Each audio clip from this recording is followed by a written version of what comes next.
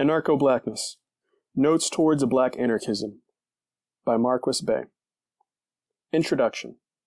Black Anarchic Notes. I myself am an anarchist, but of another type. Mahatma Gandhi, Bernays University Speech, February 4th, 1916. This endeavor into what might be understood as black anarchism, a black anarchism that is indebted to and circulates endemically within black queer and trans feminisms, is a brief attempt to crystallize but also depart from tenets found in established black anarchism, anarcho-feminism, and classical anarchism. The likes of Peter Kropotkin, Pierre-Joseph Proudhon, Mikhail Bakunin, and the like. While my aim will be to articulate a theoretical praxis for black anarchism through what I will deem an anarcho-blackness springing from, but also supplementing and even disagreeing with, self-described black anarchists. In this mediation, a pamphlet of sorts.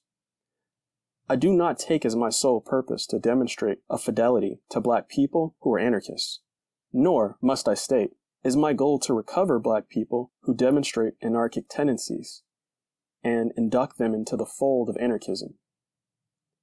I want to, in fact, resist the penchant to absorb various thinkers into the fold of anarchism. I do not want to claim them necessarily as anarchists when they do not avow themselves anarchists. Rather, my intent is a refigurative project to express what anarchism might be like, what it might look like when encountering a sustained engagement with blackness in general and black queer and trans feminisms more specifically.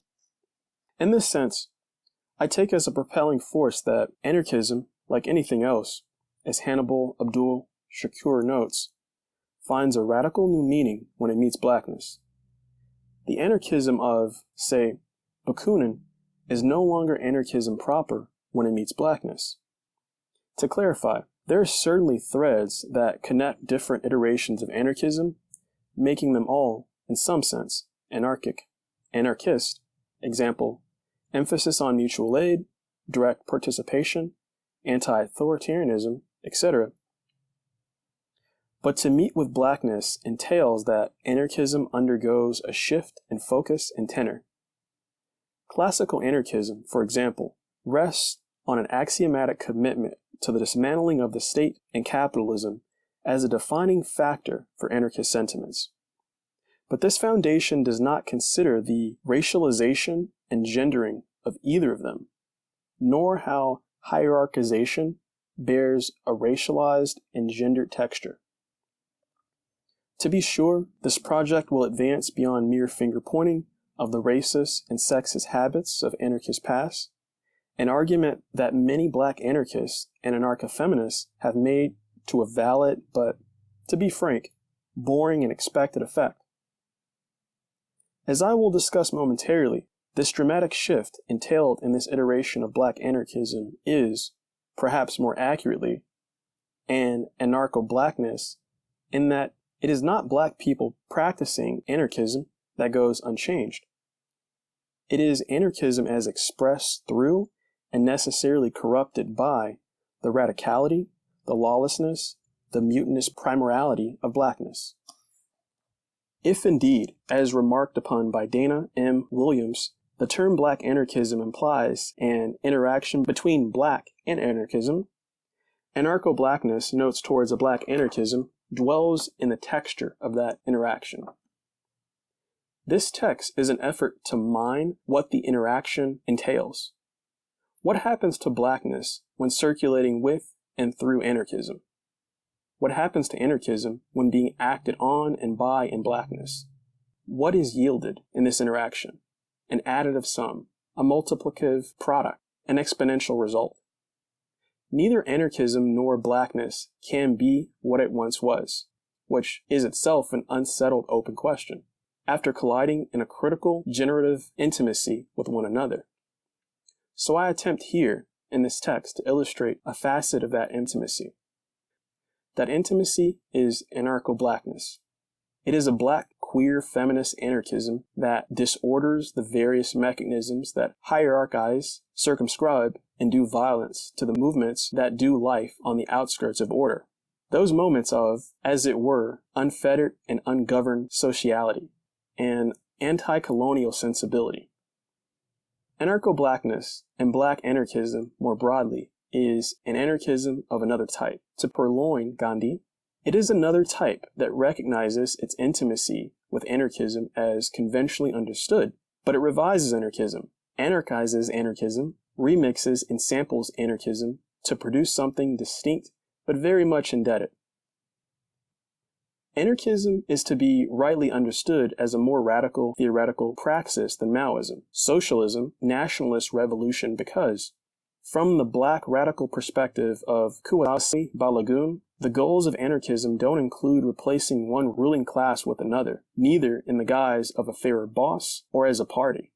Indeed, it is the name of the radical world-making project that, unlike the aforementioned political ideologies, refuses the socialization process that makes exploitation and oppression possible and prevalent in the first place. Balagoon continues.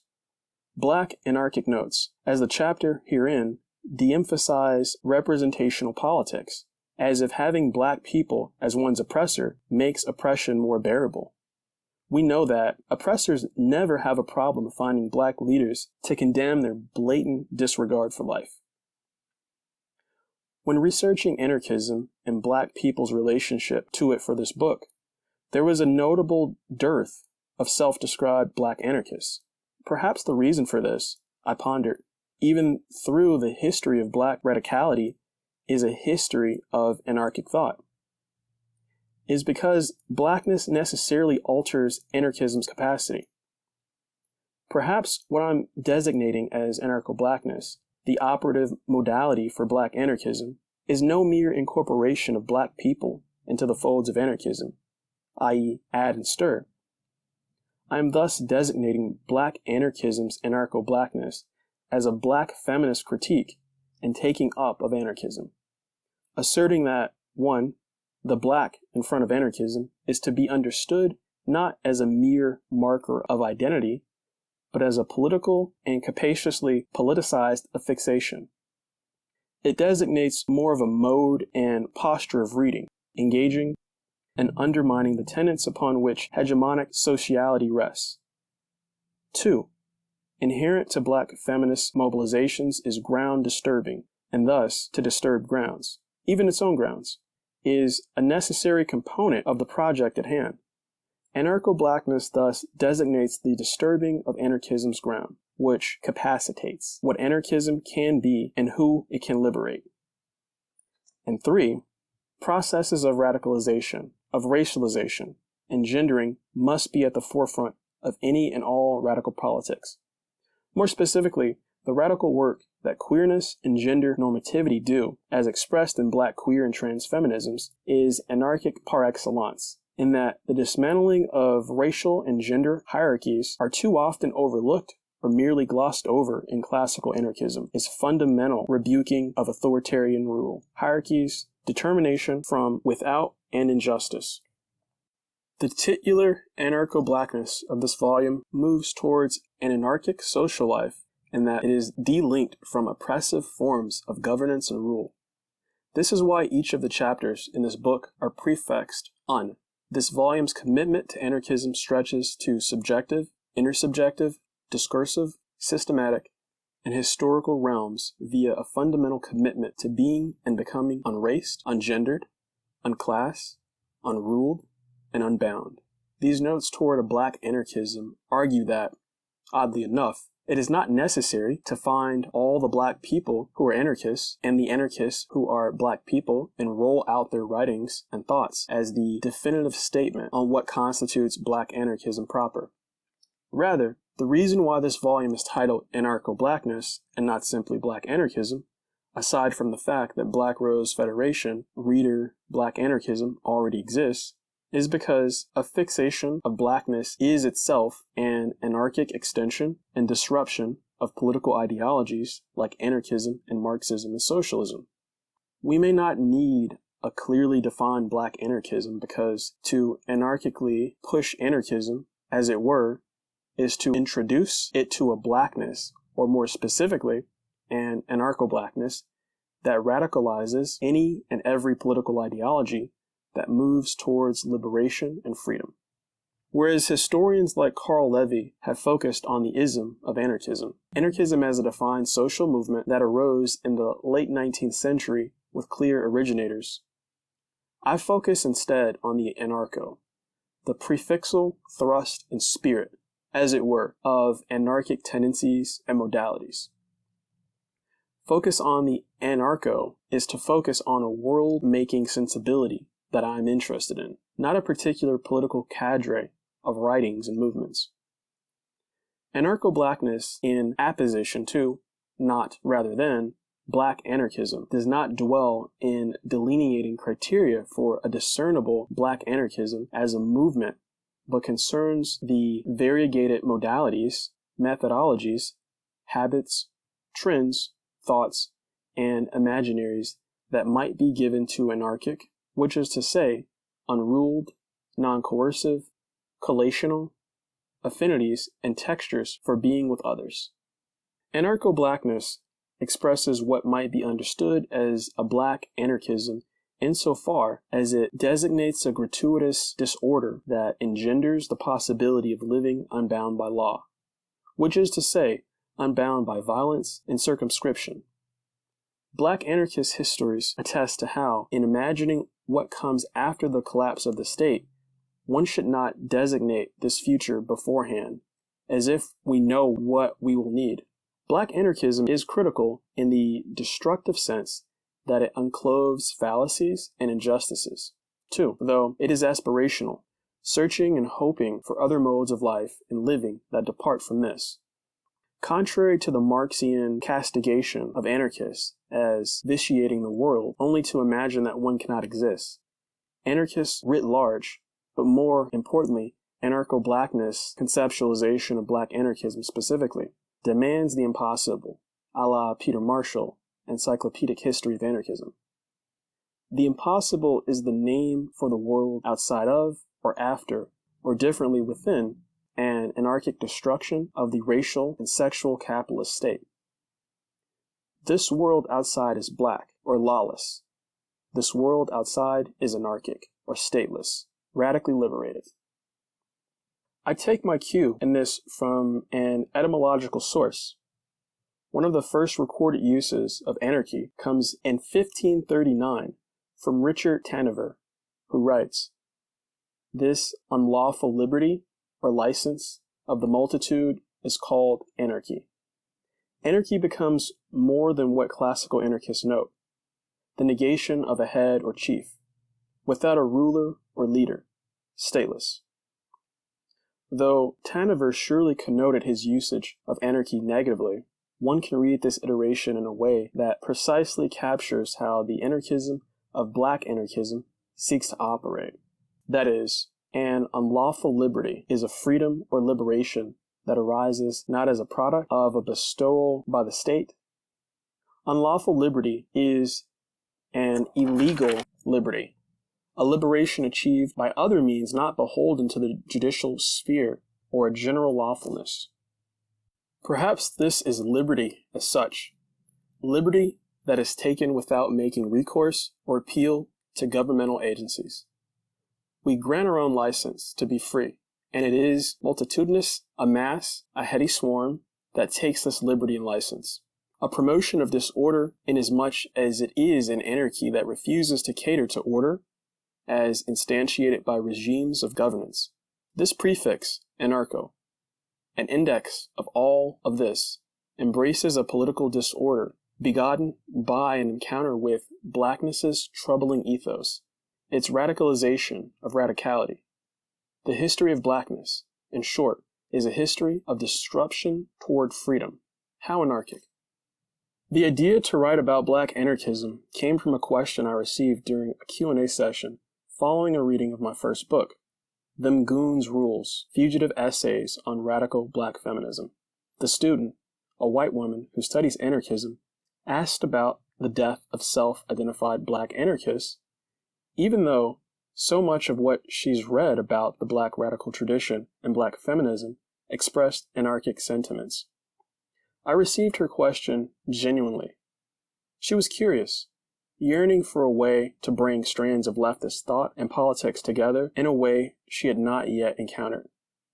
I could not provide her with a substantive answer.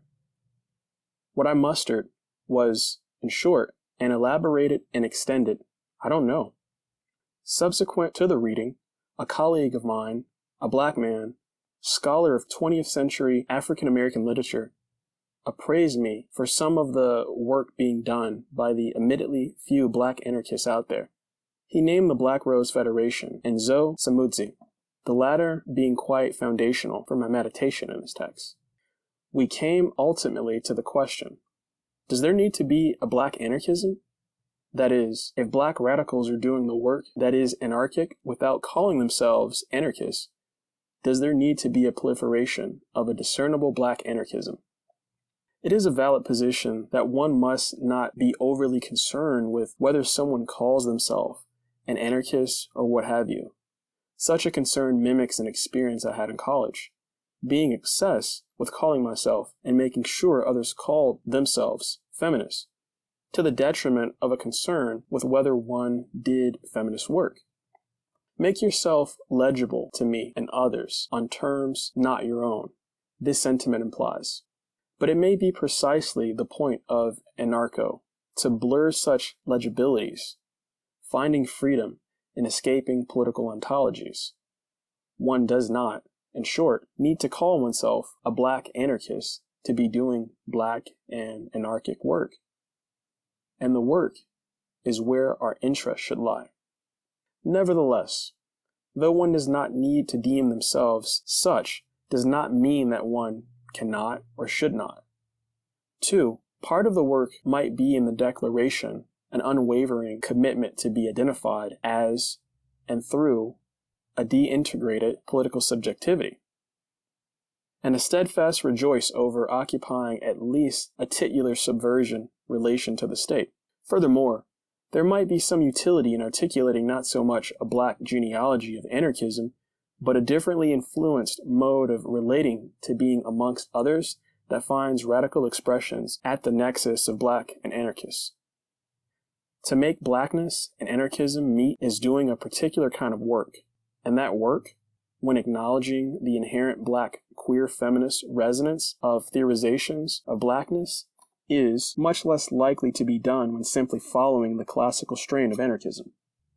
To follow and deviate from the beaten and unbeaten path of the history of Blackness, a history that is always already queer, always already Black feminist, and, most fundamentally, always and already trans and non-normative, is to bring an archive of radicality that breaches all major confines of sociality and subjectivity. If Blackness does the work of disturbing assumed grounds that make things legible in a hegemonic way, this shares an affinity with the queerness and feminist projects of undoing and dislodging gender and sexual normativity. There is thus an overlapping circulation happening with Blackness, queerness, and feminism. It is for these reasons that it might be necessary to move toward a Black anarchism. So while I was unable to answer the student's question adequately during the Q&A, I've committed to giving her something of a response in the form of this text.